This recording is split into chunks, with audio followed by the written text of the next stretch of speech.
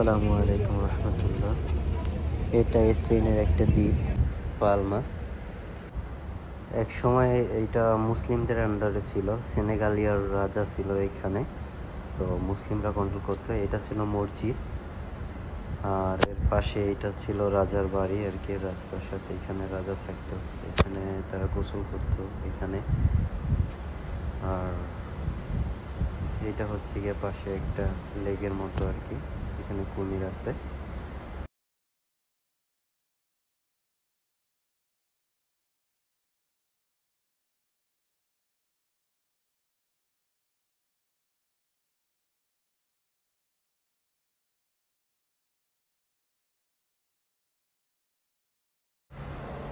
মসজিদটা এখন গিজরা বানায় ফেলছে, আর যেখানে রাজা থাকতো, রাজার বাসা, ওইটা এখন একটা অফিস বানাইছে।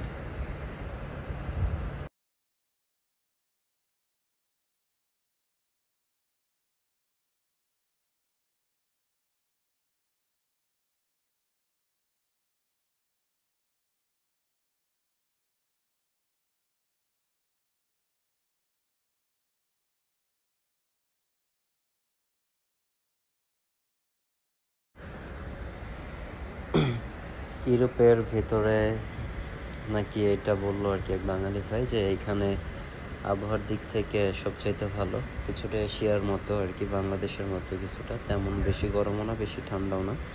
এবং আবহাওয়াটা কেমন যেন মুসলিম কান্ট্রির মতো, অনেক মুসলমানদের নিদর্শন আছে এখানে, আলহামদুলিল্লাহ।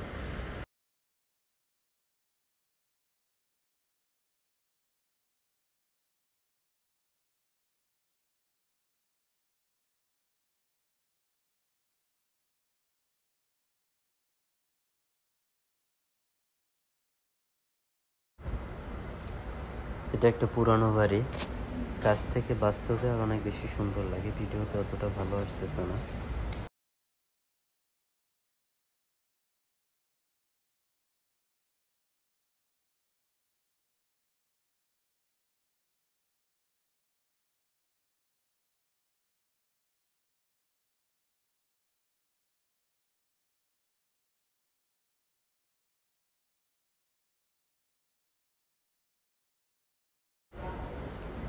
এটা একটা ঝর্ণার বয়ে আসা পানি। পাহাড়টা কোন দিকে জানি না, বাট পাহাড় থেকে ঝর্ণা পানি বয়ে আসতেছে।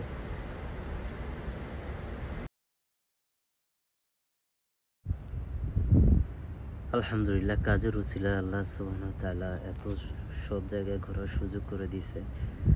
যদি টাকা খরচ করে এইসব জায়গায় ঘুরতে আসতাম, যারা ইউরোপে থাকে জানে সবাই যে কত টাকা খরচ হইতো। আর জাহাজে, ফিনকান্ট্রিতে যে জাহাজগুলো তৈরি হয়, তো এইগুলোর জন্য কত টাকা ট্যুরে যাইতে লাগে, এগুলাই যারা এখানে থাকে জানে। তো আলহামদুলিল্লাহ, আল্লাহ কাজের উঠছিলায় ঘুরাইতেছে, দেখতেছি। সবসময় ভিডিও করার ইচ্ছা জাগে না, মন চায় না করতে, একা থাকি এই জন্য। যদি সাথে কোনো বাঙালি ভাই থাকতো বা অন্য কেউ থাকতো সাথে একজন, তো তখন হয়তো বা আগ্রহ জাগতো। মাঝে মাঝে, খুব কম সময়, দু একটা ছবি ভিডিও করি। আলহামদুলিল্লাহ যে আল্লাহ তার সুন্দর সৃষ্টি দেখার সুযোগ করে দিয়েছে, প্লাস সাথে ইনকামও হচ্ছে। কাজও করি, রাতের বেলা কাজ করি, দিনের বেলা যখন জাহাজ পাড়ে ভিড়াই তখন ঘুরি। আলহামদুলিল্লাহ।